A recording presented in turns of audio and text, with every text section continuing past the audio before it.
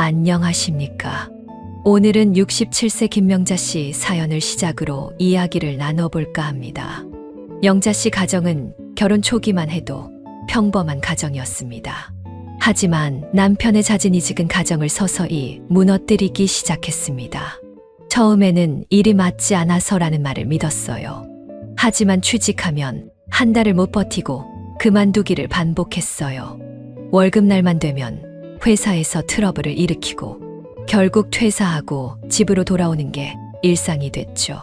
실직이 반복되면서 남편은 점점 술에 의존하기 시작했습니다.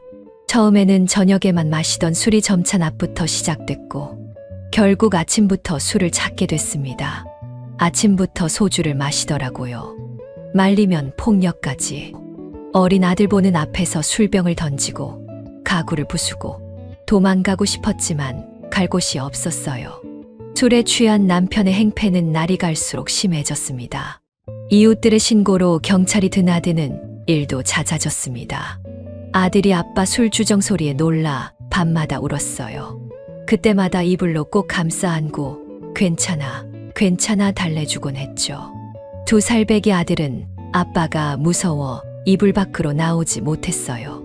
결국 남편은 간경화로 세상을 떠났습니다. 25의 나이에 혼자가 된 명자 씨는 2살배기 아들을 혼자서 키워야 했습니다. 장례를 치르고 나서 정신이 번쩍 들더라고요. 이제 나 하나 믿고 살아야 할 아들. 내가 무너지면 안 된다는 생각뿐이었어요. 명자 씨 친정에서는 재혼을 권했지만 아들을 위해 그 길을 택하지 않았습니다. 대신 시장 골목에 작은 반찬 가게를 열었습니다. 처음에는 김치 몇 종류로 시작했습니다. 손님들이 맛있다고 하시면서 입소문이 나기 시작했습니다. 새벽부터 밤늦게까지 일했지만 힘들다는 생각이 안 들었어요. 우리 아들 잘 키워야 한다는 생각뿐이었으니까요. 반찬 가게는 그녀에게 새로운 희망이었습니다. 술에 취해 행패 부리는 남편 대신 성실하게 일하는 엄마의 모습을 아들에게 보여주고 싶었습니다. 손님들이 명자 씨네 반찬은 정성이 다르다고 하실 때마다 뿌듯했어요. 그 말씀 한마디가 저를 살게 했죠. 아들에게 자랑스러운 엄마가 되고 싶었어요. 차가운 겨울 새벽 4시, 서울의 한 작은 반찬 가게 주방에 불이 켜집니다. 명자 씨의 하루는 언제나 이 시간에 시작됩니다. 주름진 손으로 앞치마를 매만지며 그녀는 가장 먼저 의대생 아들의 도시락 준비에 들어갑니다. 20년 넘게 해온 일이지만 도시락을 싸는 그녀의 손길에는 여전히 첫날과 같은 떨림과 정성이 담겨 있습니다. 다른 집 아이들은 도시락 하나로 충분하다지만 우리 아들은 달라요. 공부하느라 체력이 많이 딸릴 텐데.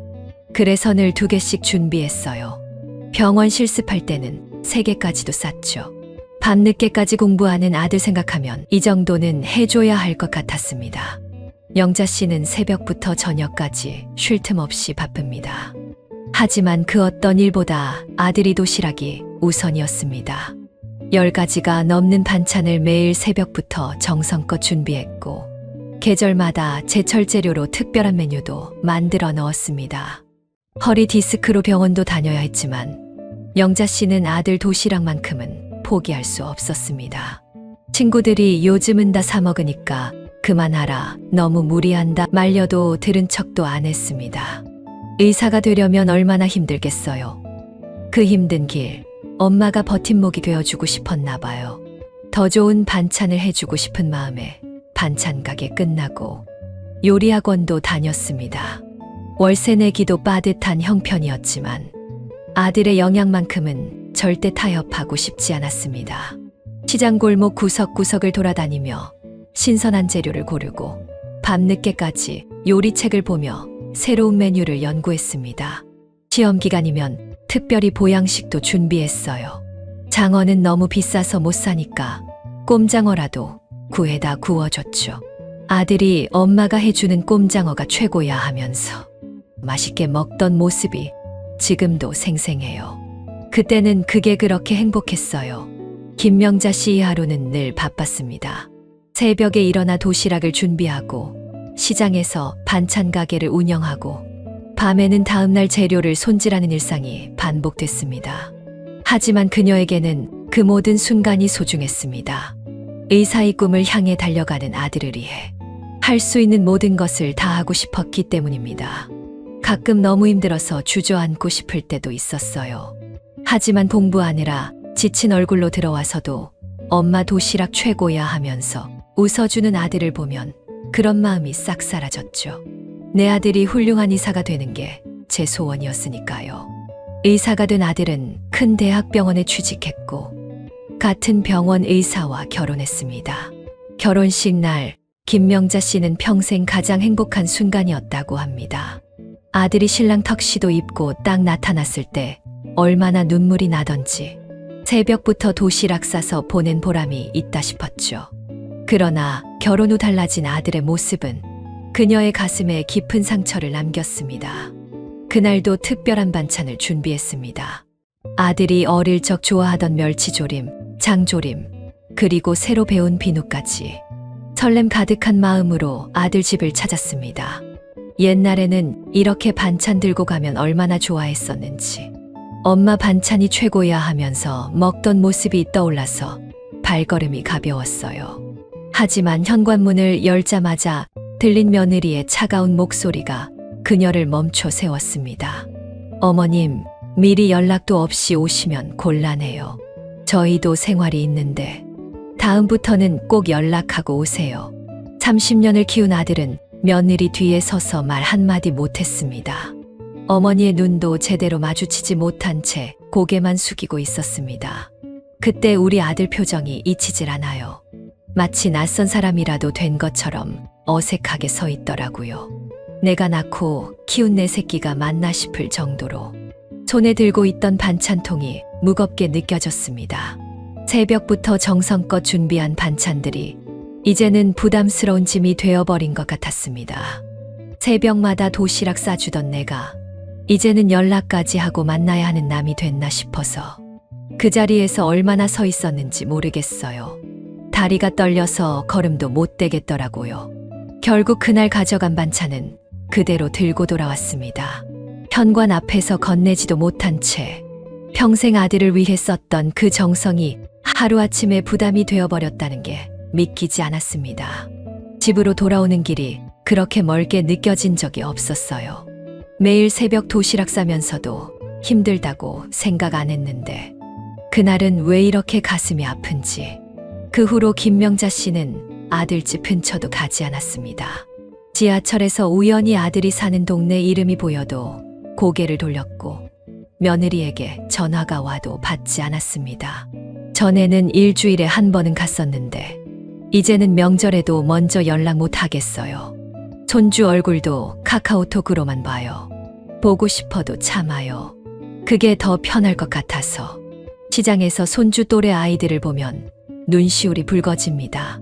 지하철에서 손주랑 비슷한 아이들 보면 자꾸 눈물이 나요. 안아보고 싶어도 이제는 그것도 조심스러워졌네요. 내 새끼인데 허락 받고 봐야 하다니. 매일 아침 도시락을 준비하던 그 시절이 이제는 꿈만 같습니다.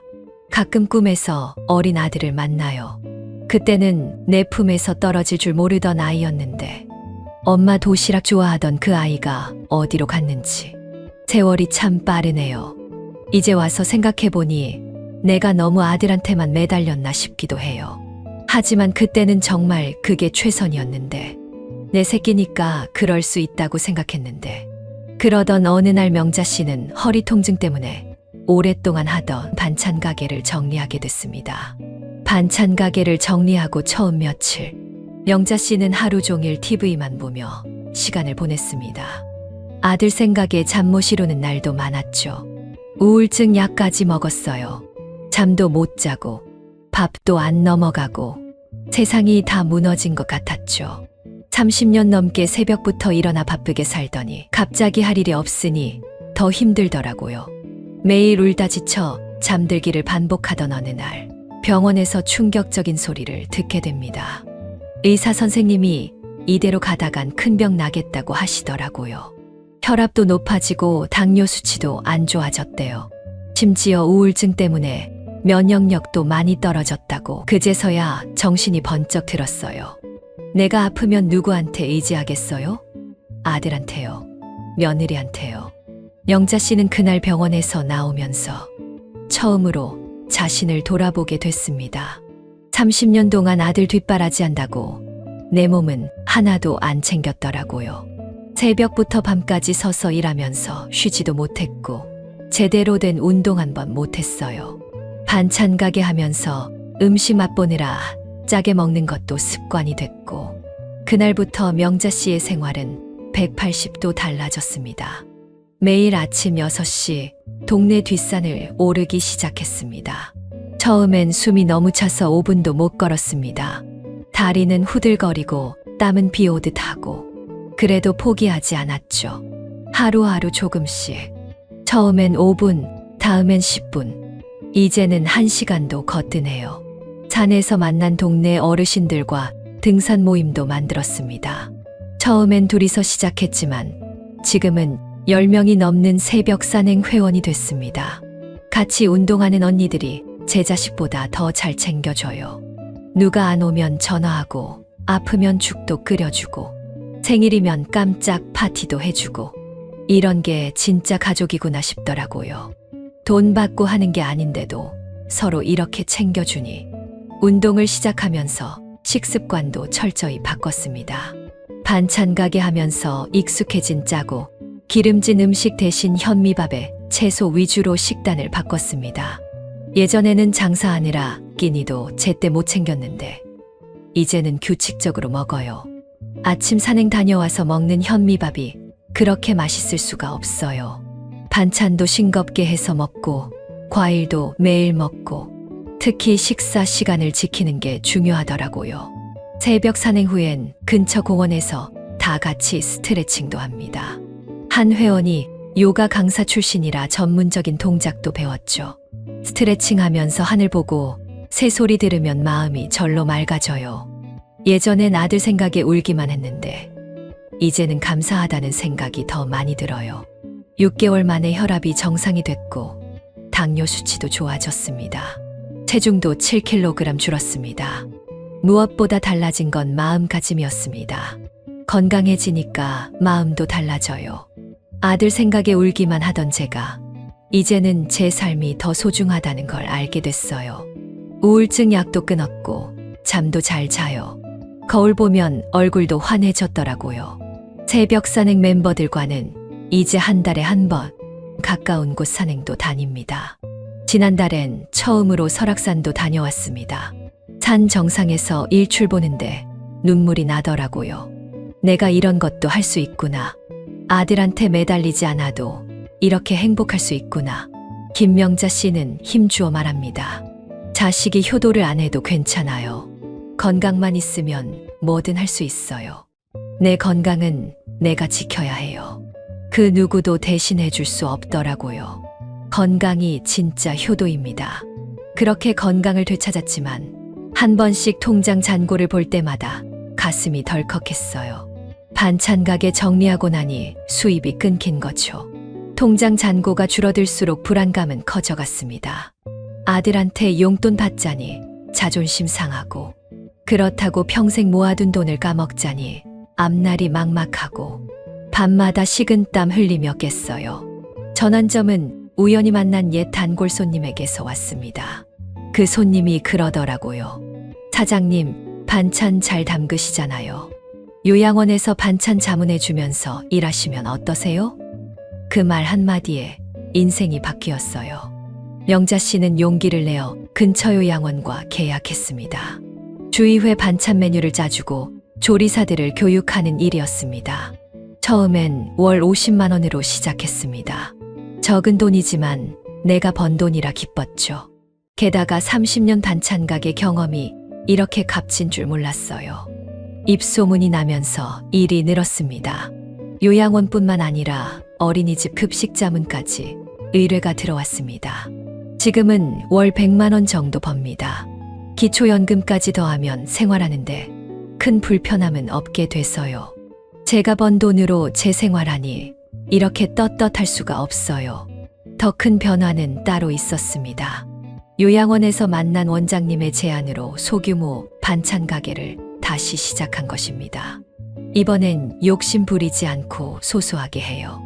요양원 어르신들 반찬하고 주문받은 것만 합니다. 예전처럼 무리하지 않으면서도 조금 더 벌게 됐습니다. 경제적 자립은 자신감도 되찾아 주었습니다. 얼마 전에 아들이 용돈 주겠다고 하더라고요. 근데 제가 거절했어요. 엄마는 충분히 벌어서 잘 살고 있으니 너희 돈은 너희가 써라 그랬더니 아들이 깜짝 놀라더라고요. 요양원 어르신들을 위해 특별 반찬을 개발하면서 새로운 보람도 느꼈습니다. 치아가 약하신 분들을 위해 부드러운 반찬, 당뇨 환자를 위한 저당 반찬. 연구하다 보니 이게 또 새로운 시장이 되더라고요. 나이 들어도 배우면 이렇게 길이 열리는구나 싶었죠. 매달 조금씩 적금도 들기 시작했습니다. 월 30만 원씩 적금 들어요. 나중에 아프거나 할 때 쓰려고요. 자식한테 손 안 벌리고 살 수 있다는 게 얼마나 감사한지 몰라요. 김명자 씨는 이제 당당하게 말합니다. 돈이 많진 않아도 내가 벌어서 쓰는 돈이 제일 떳떳해요. 자식들한테 짐 되지 않고 당당하게 살 수 있다는 게 얼마나 행복한 건지 이제야 알겠어요. 어느 날 요양원에서 반찬 자문하다가 천연비누 만들기 체험을 하게 됐어요. 그때까지만 해도 제가 이런 걸 할 거라곤 상상도 못했죠. 하지만 처음 만든 비누를 들고 집에 돌아오던 날 뭔가 달라졌습니다. 제가 만든 거라곤 믿기지 않더라고요. 보랏빛 라벤더 비누가 그렇게 예쁠 수가 없었어요. 손에서 은은하게 퍼지는 향기도 마치 제 마음도 깨끗해지는 것 같았죠. 용기를 내어 주민센터 천연비누 동아리에 등록했습니다. 처음엔 서툴러서 비누가 잘 굳지도 않았지만 이제는 동아리 회원들의 비누 선생님이 됐습니다. 매주 수요일이면 설레서 잠도 안 와요.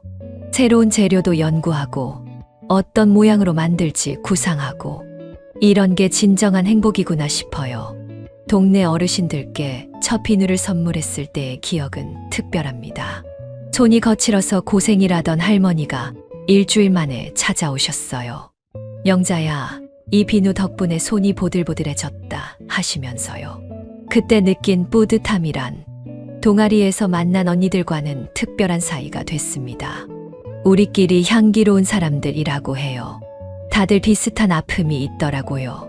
시어머니 모시다 고생하신 분, 자식들 키우느라 자기 인생 포기하신 분. 그런데 여기서 제2의 인생을 찾으신 거예요. 매주 수요일은 비누 만들기, 금요일은 포장 모임이 있습니다. 정성스레 포장한 비누는 지역복지관에 기부합니다. 어르신들께 비누 드리면서 사용법 알려드리는 게 그렇게 즐거울 수가 없어요. 이거 명자 씨가 만든 거야 하시면서 좋아하시는 모습 보면 절로 미소가 나요. 계절마다 다른 비누를 만듭니다. 봄에는 진달래 비누, 여름엔 피부 진정 효과가 있는 알로에 비누, 가을엔 국화 비누, 겨울엔 보습 효과 좋은 마요 비누까지. 비누 하나에도 이렇게 정성이 들어갈 수 있다는 게 신기해요. 매일 새로운 걸 배우는 즐거움이 있죠. 나이 들어 배운다고 누가 뭐라 하겠어요? 이제는 당당해요. 특히 달라진 건 아침에 거울 보는 시간입니다.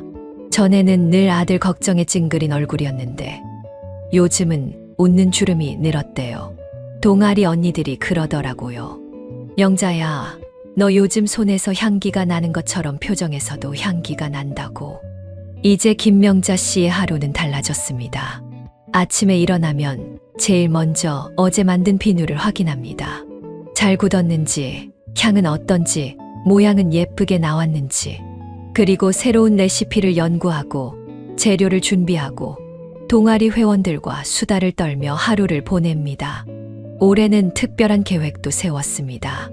우리 동아리가 이번에 지역문화제에 참가하기로 했어요. 비누 만드는 과정도 시연하고 어르신들께 드릴 선물용 비누도 준비하고 있죠. 다들 70대인데 이렇게 열정적이세요.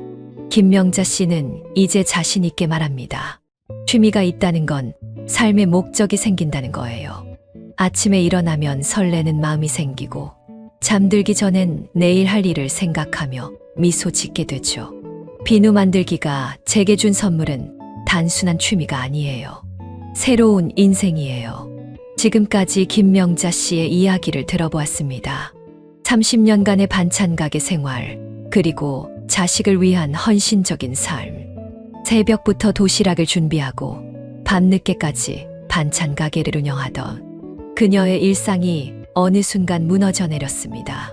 하지만 그녀는 그 아픔을 딛고 일어섰습니다. 깊은 상처를 치유하고 제2의 인생을 시작한 김명자 씨가 발견한 3가지 행복의 비밀을 함께 살펴보았습니다. 첫 번째는 건강한 몸과 마음이었습니다. 매일 아침 산책으로 시작하는 하루는 우울했던 그녀의 삶을 완전히 바꿔놓았습니다. 불면증 약에 의존하던 생활에서 벗어나 자연스러운 수면을 되찾았고 활기찬 웃음도 되찾았습니다. 산책길에서 만난 이웃들과의 따뜻한 인사가 하루의 활력소가 되었습니다. 두 번째는 경제적 자립이었습니다. 30년간 쌓아온 반찬 솜씨를 살려 요양원 자문을 시작했고 이는 안정적인 수입으로 이어졌습니다. 자녀에게 손을 벌리지 않고도 당당하게 살아갈 수 있다는 자신감을 되찾았습니다. 이제는 손주들에게 용돈도 줄 수 있고 며느리 생일에 선물도 할 수 있는 여유가 생겼습니다. 세 번째는 의미 있는 취미 생활이었습니다. 우연히 시작한 천연 비누 만들기는 그녀의 인생에 새로운 의미를 가져다 주었습니다. 같은 취미를 가진 사람들과 만나면서 새로운 인연이 생겼고 직접 만든 비누로 이웃과 나눔의 기쁨도 알게 되었습니다. 취미는 단순한 시간 때우기가 아닌 삶의 새로운 목적이 되었습니다. 이러한 변화는 가족관계 개선으로도 이어졌습니다. 이제는 아들이 먼저 연락해오고 며느리와의 관계도 자연스럽게 회복되었습니다. 손주들과도 편안하게 만날 수 있게 되었고 가족 모두가 김명자 씨의 변화를 긍정적으로 받아들이고 있습니다. 더욱 놀라운 것은 그녀의 변화가 주변 사람들에게도 긍정적인 영향을 미치고 있다는 점입니다. 복지관의 다른 어르신들은 그녀를 보며 용기를 얻었다고 합니다. 늦은 나이에도 새로운 도전을 하는 모습이 많은 이들에게 희망이 되고 있습니다. 노후의 행복은 결코 자녀나 배우자에게 의존하는 것이 아닙니다. 스스로 만들어가는 건강하고 당당한 삶, 그리고 나눔의 기쁨을 아는 따뜻한 마음이야말로 진정한 노후 준비일 것입니다. 우리 부모님 세대는 자식을 위한 희생을 당연하게 여겨왔습니다. 하지만 이제는 새로운 변화가 필요합니다. 부모님의 행복이 자식의 행복으로 이어진다는 것, 서로의 삶을 존중할 때 진정한 가족의 의미를 찾을 수 있다는 것을 기억해야 합니다. 여러분의 노후는 안녕하신가요? 지금 이 순간부터라도 새로운 시작을 해보는 건 어떨까요? 우리 모두가 김명자 씨처럼 인생의 두 번째 봄을 맞이할 수 있기를 희망합니다.